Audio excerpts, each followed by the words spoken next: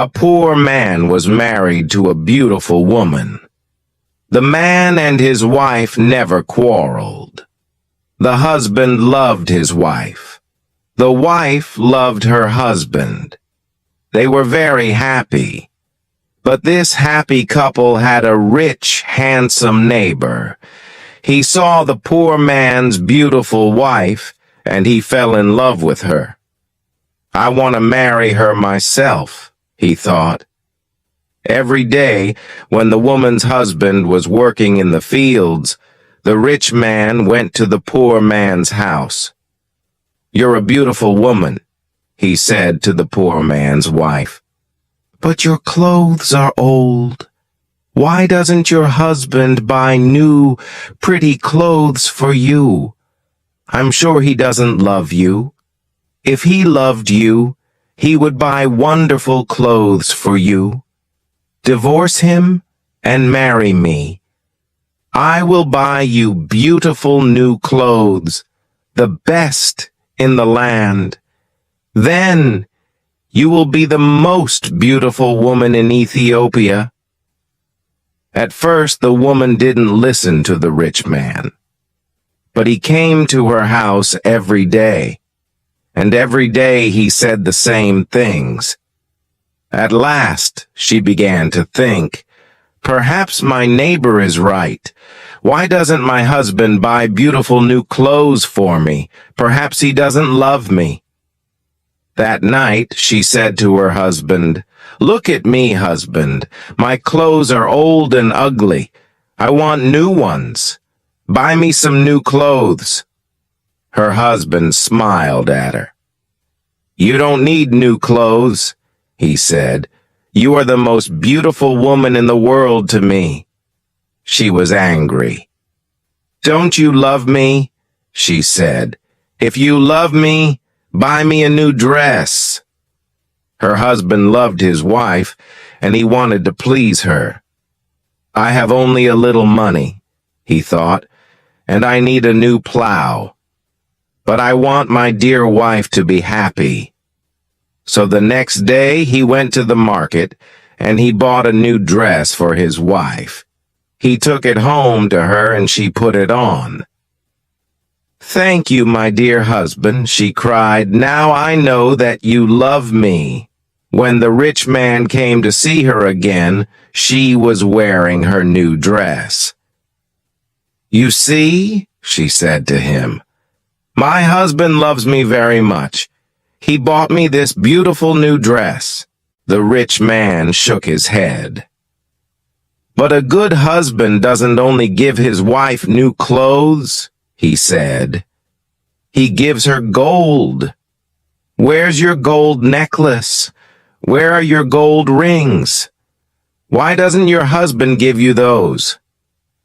He opened a box and showed her some beautiful gold jewelry. "Look at these," he said. "Divorce your husband and marry me, and I will give all these to you." The woman did not listen to him. "Go away," she said. "I love my husband, and he loves me, and we are happy together." But the rich man came again every day, and every day he showed her the box of jewelry. At last, she began to think, "Perhaps the rich man is right. Why doesn't my husband buy gold for me? Doesn't he love me?" That day, she didn't make a fire. She didn't cook a meal. Her husband came home late after a long day in the fields. He was tired and hungry. "There's no dinner for you tonight," his wife said. "You don't love me." "What?" her husband cried. "But my darling, I love you more than anything. You are the most wonderful person in the world." "Then why don't you buy me some gold jewelry?" she said. "When a man loves his wife, he gives her a gold necklace and rings for her fingers." Her husband looked worried. "I spent money on her new clothes," he thought. "How can I find more for gold? I'll go and see my brother. Perhaps he will lend me the money. I must buy gold for my dear wife. I want her to be happy." The next day he went to visit his brother. "Lend me some money, brother," he said, "and I will work for you in your field." "All right," his brother said, "but you must work hard. There are many stones in my field, and you must move them all away." Her husband agreed and took the money. He went to the market and bought some gold jewelry. Then he took it home to his wife. His wife was very happy. She put the necklace round her neck and put the rings on her fingers. "Look at me," she said. "Am I not beautiful?" "You're very beautiful," her husband said. "If you are happy, I am happy." She put her arms round his neck. Thank you, my dear husband," she said. "Now I know that you love me." The next day, her husband went out very early, before the sun rose in the sky. He ran to his brother's field. It was covered with stones. "I must work very hard now," he thought. "I must start early and stop late. I must pay my debt to my brother." His wife was working happily at home. "I'll make a wonderful dinner for my husband tonight," she thought. "He gives me wonderful presents. He works hard for me.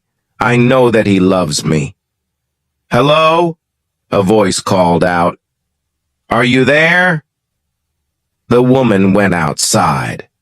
Her rich neighbor was there. "Ah, it's you," the woman said. "Listen, neighbor, you were wrong about my husband. Yesterday he bought me this beautiful jewelry. He loves me very much, and I love him. I will not divorce him. I will not marry you." The rich man was worried. Her husband loves her too much, he thought. If I want her, I must be clever. At last he said, "Your husband gave you clothes and jewelry, but I can give you more than that." "What? What do you mean?" the woman cried. "Can your husband make miracles?" the rich man asked. "Miracles? No, of course he can't make miracles," the woman answered. "Only God can make miracles. Men cannot make them." "But I can," the man said, "because I love you. Love can make miracles. If your husband loves you, he can make miracles for you. If you love me, I will make miracles for you." "Make a miracle for me now," the woman said. "I can't," the rich man answered. "You must promise to love me first. You must leave your husband and come to me. Then I will make wonderful, wonderful miracles for you." The woman said nothing, and the rich man went away. That night, the poor man came home late. He was very tired and hungry. His wife brought water for him, and he washed himself. She brought delicious food for him, and he ate it. "My poor husband," she thought. "He works so hard for me, and he is so tired and hungry. The rich man is foolish. How can my husband make miracles? It's impossible." But the next day, and the day after, and the day after that, the rich man came to her house again. "Did your husband make a miracle for you yesterday?" he asked the woman. "Leave him and love me, and I will make many, many miracles for you every day." At last, the women began to listen to him. One day when her husband came home, she was sad. "Wife, dear wife, what is wrong with you?" cried her husband. "Are you sick?" "No," she said. I'm sad because you do not love me." "What?" cried her husband. "But you know that I love you. I bought you new clothes. I bought you gold jewelry. You're the most precious thing in the world to me." "But you don't make miracles for me," his wife said. Her poor husband was very surprised. "Miracles? Of course I can't make miracles," he said. "Why do you want a miracle? Who gave you the idea?" "Our neighbor came to see me today," the woman said. "Love makes miracles," he said. "If a man loves a woman, he will make miracles for her." Her husband was very worried. "That wicked man wants to take my wife," he thought. "All this trouble comes from him.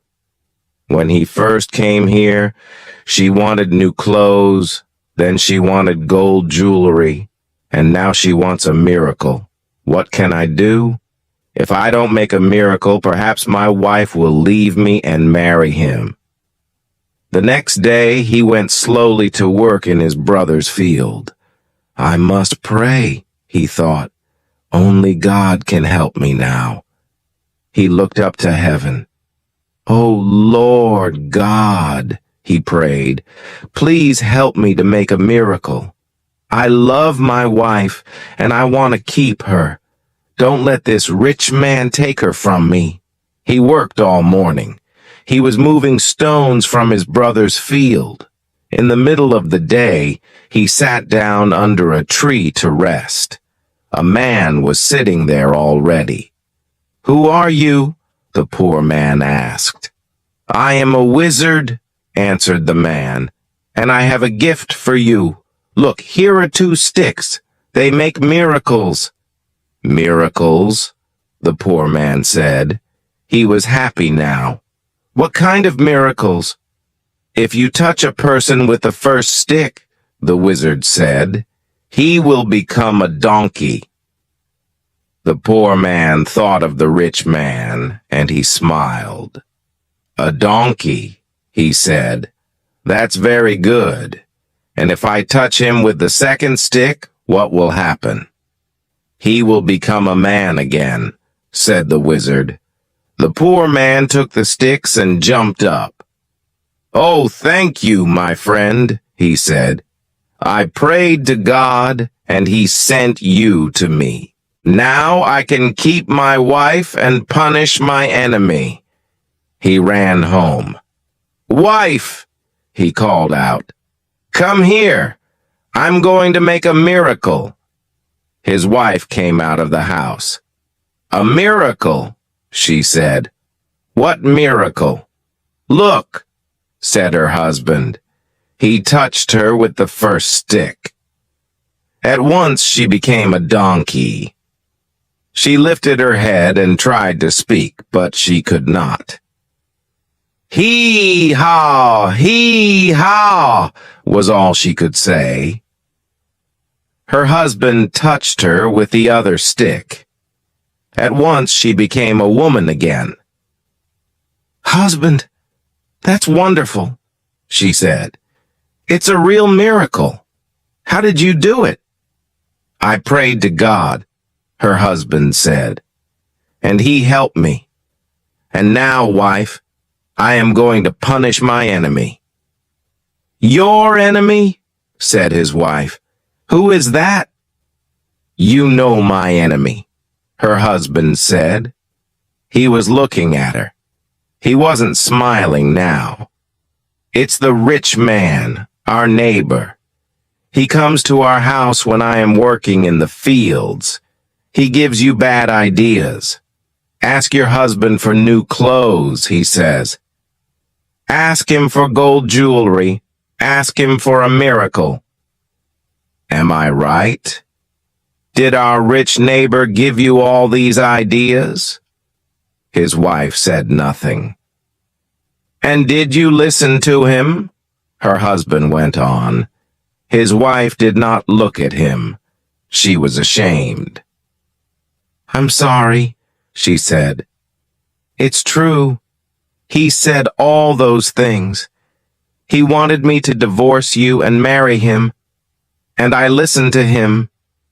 "And do you want to divorce me and marry him?" her husband asked. She looked at him. Her eyes were full of tears. "No, dear husband, I want to stay with you forever, and I will never listen to him again." "Then take this stick," her husband said, and touched the rich man with it. He gave his wife the first stick, but he hid the second one in the roof. The next day he went to work. Soon the rich man arrived at the woman's house. "Well," he asked her, "and can your husband make miracles yet?" "Yes," she said, and she touched him with the first stick. At once, the rich man changed into a donkey. "Now," said the woman, "you can go to work and help my dear husband." She took the donkey out to the fields. Her husband was working there. He was moving stones from his brother's field. "Ah," he said, "a donkey. Now I can finish the job quickly." From that day, the poor man gave the donkey many heavy loads to carry. The donkey carried stones away from the fields. It took sacks of teff to the market, and it brought flour and coffee home again. For many years the donkey worked for the poor man. The poor man was not so poor now. The donkey was helping him. He was becoming richer. One day the poor man looked at the donkey. It was tired and old. It stood still. Its head was bent down. The poor man was sorry for it. He went into his house and brought out the second stick. Then he touched the donkey with it. At once, the rich man stood there. But he was not a handsome young man now. He was old. His back was bent. He was very, very tired. "You tried to take my wife away from me," the poor man said. "That was wrong. Go home now. Don't look at other men's wives again." The rich man went away, and he never came back again. But the poor man and his wife lived happily together for many more years.